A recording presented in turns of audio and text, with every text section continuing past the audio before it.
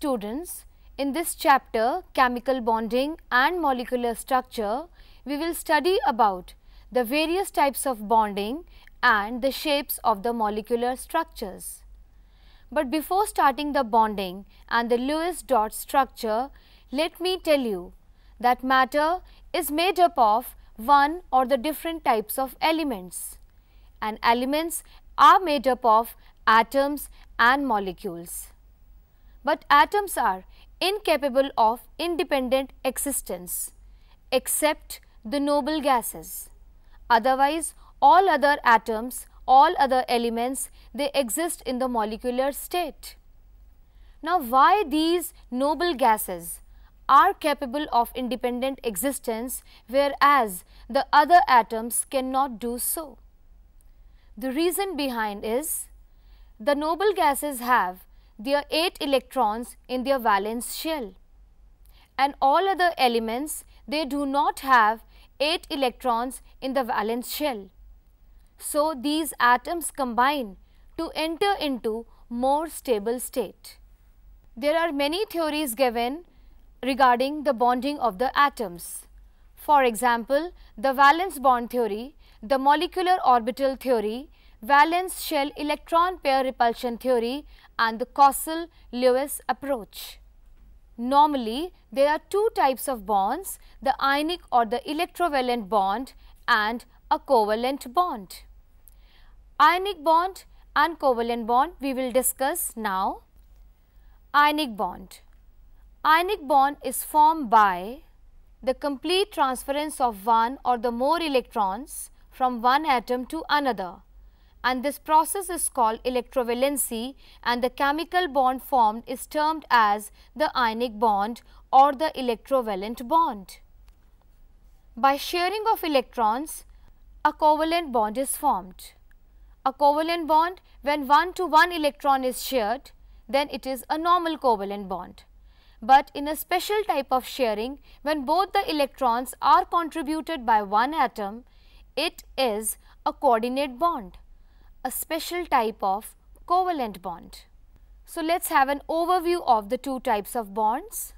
There are two bond types, ionic and covalent. In ionic bonding, one atom has stronger attraction for electrons than the other, and it steals an electron from a second atom. In covalent bonding, the attraction for the electrons is similar for the two atoms. They share their electrons to obtain an octet. Cossel and Lewis studied the nature of the noble gases, and they come to the conclusion that noble gases do not undergo the chemical combination because of their complete octet. And they also inferred that only the valence electrons, they play a role in the formation of the chemical bonding. The inner electrons do not participate in the chemical bonding. So, while representing a chemical bond, that is an ionic or a covalent bond, Lewis gave a Lewis dot formula, or he gave the Lewis symbols, in which he represented the valence electrons through dots, and that is why they are known as the Lewis dot structures or the Lewis dot symbols. The first group element have only one electron in their valence shell, and that will participate in the chemical bonding. So, we will write the symbol of the element and put one dot. One dot means one electron. Similarly, the second group has the two valence electrons. So, again we will write the symbol of the element, for example beryllium, and we will show two dots. The two dots will represent the two electrons. In the same way, for example, in the case of oxygen, the atomic number of oxygen is 8. So, in its valence shell it has 6 electrons. So, we will put 6 dots around an oxygen symbol. This is the very simple method to show the valence electrons, and it make it very simpler to show the chemical bonding through these Lewis dot structures. Neon. Neon is a noble gas. It has 8 electrons in the outermost shell. From the picture also you can see the 8 dots around the symbol of the neon element. Rubidium, only one electron is shown, that is via 1 dot. Around the fluorine there are 7 dots, means there are 7 valence electrons and only these electrons will participate in the bond formation. It may be a ionic bond or a covalent bond. Now I will tell you how to write the Lewis dot structure in a case of a chemical compound. First of all, what we do is we total the number of the valence electrons. For example, in the case of the carbon monoxide, that is CO, the carbon has 4 valence electrons and oxygen has 6 valence electrons. So, 4 plus 6 equals to 10 valence electrons. Now, we intelligently guess the structure of the carbon monoxide molecule. Then we will write the symbol of carbon and oxygen and then distribute the 10 electrons around these elements. As per the rules, the lesser electronegative element comes in the center and the more electronegative elements surrounds the lesser electronegative elements. When we show the electrons, first of all we make the single bond. That is, a single bond is formed by the sharing of the 2 electrons. And if the electrons are left even after the formation of the single bond, we make the double bond or we show the leftover electrons through the lone pair of electrons. Let me revise through these. Counting the total electrons.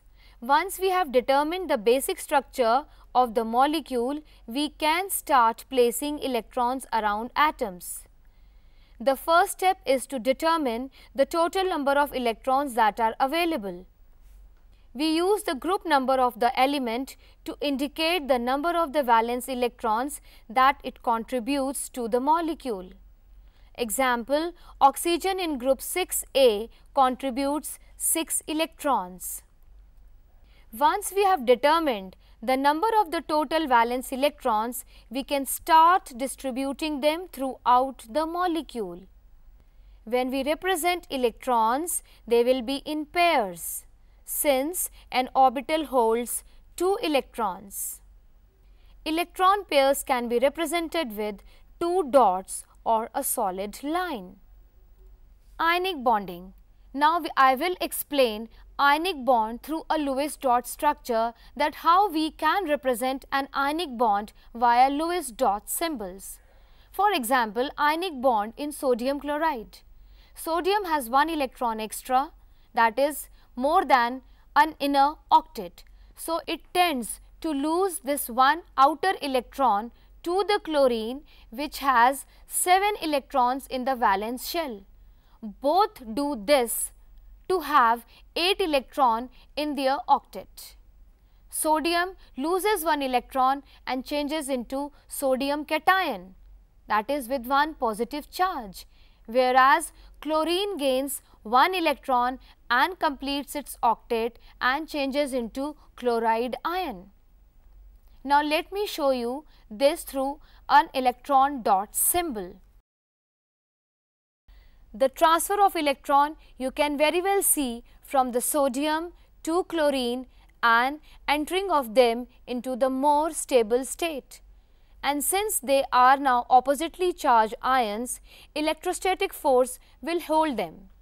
You can see the electron dot structure now. The chlorine is surrounded by 8 dots. 8 dots means 8 electrons around it.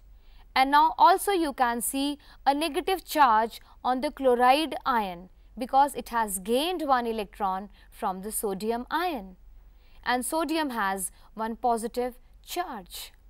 Now I am taking another example of lithium chloride. Lithium, an alkali metal, again it has 1 electron in the valence shell, and the chlorine, it has 7 electrons in its valence shell.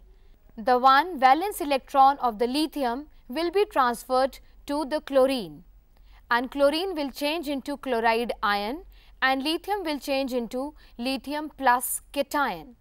One electron is transferred from the lithium to the valence shell of chlorine. Now, lithium has 2 electrons in its valence shell and chloride ion has 8 electrons in the valence shell. After the octet, the duplet state is stable. So, lithium completes its duplet because it cannot complete its octet. Now, let us see the electron dot structure of lithium chloride. That lithium has 1 electron in the valence shell which is transferred to the chlorine atom. Chlorine has 7 electrons, the 7 dots you can very well see. Now, you can understand how we can represent the electron dot structure and the ionic bond. Let me take another example of methane to show the electron dot structure. Carbon, it has 4 electrons in the valence shell and hydrogen has 1 electron each. Now, they will form a covalent bond, a bond which is formed by the sharing of electron.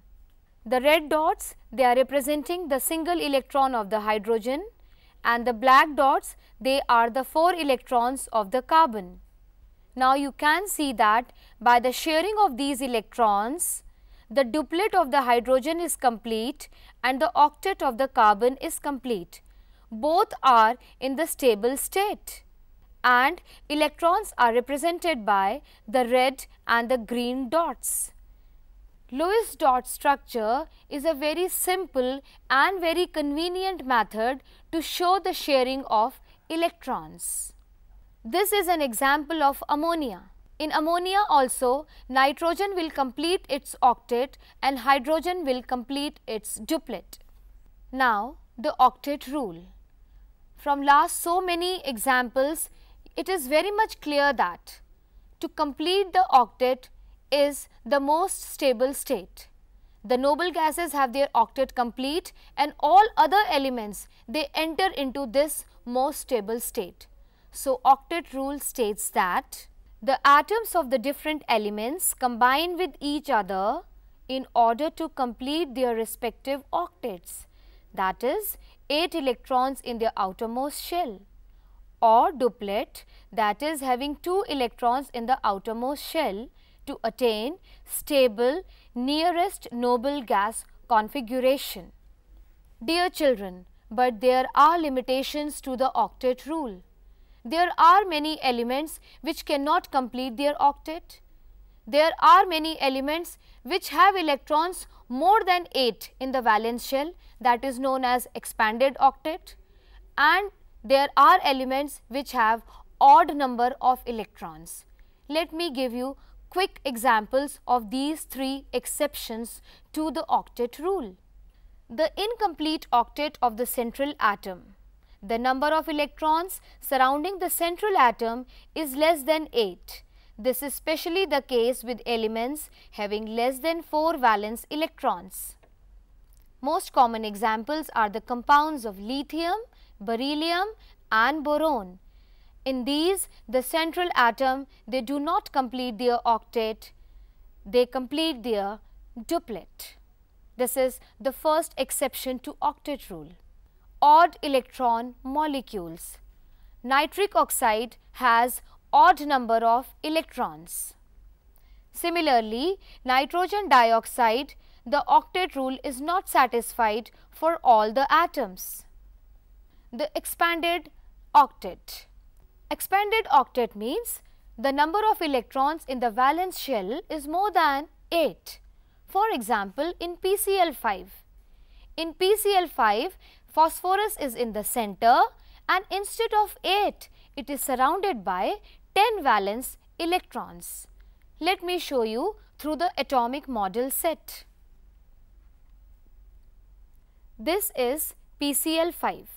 Here, the black atom is representing phosphorus. It is surrounded by 5 chlorine atoms. Now, you can see these single bonds. The shape is trigonal bipyramidal. Here, these 5 bonds means the 10 pair of electrons which are surrounding this phosphorus atom. One bond means 2 electrons. In total, there are 5 bonds. 2 into 5 means 10 electrons are surrounding the phosphorus. Octet rule says that there must be 8 electrons around the central atom, but in PCl5 there are 10 electrons around the central atom. Let me take one more example of SF6. This is SF6, that is sulfur hexafluoride. Here the black ball is representing the sulfur atom. It is surrounded by 6 fluorine atoms, and these are 6 covalent bonds. 6 covalent bond means 12 electrons are surrounding the sulfur atom. Again, this is an exception to octet rule. Let's see the electron dot structures of all these exceptions. PF5, this is phosphorus pentafluoride. Phosphorus is in the center, surrounded by 5 fluorine atoms. Now you can see the 5 covalent bonds around the phosphorus. So you can very well count the number of electrons around phosphorus. It will be 10 in number. Other drawbacks of the octet theory are, this theory does not account for the shape of the molecules. It does not explain the relative stability of the molecules, being totally silent about the energy of a molecule.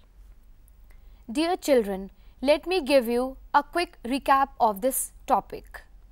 We studied that why do these elements combine and how do they combine. We also studied the Lewis dot structure. Lewis gave a very convenient, very easy method to represent the valence electrons by making dots. By showing the dots, we can very well see the ionic bond formation and the covalent bonds. We also studied about the octet rule and its exceptions. There are many elements who complete their octet, but there are few who have either less than 8 electrons around them or more than 8 electrons around them. I am sure all these concepts are clear to you.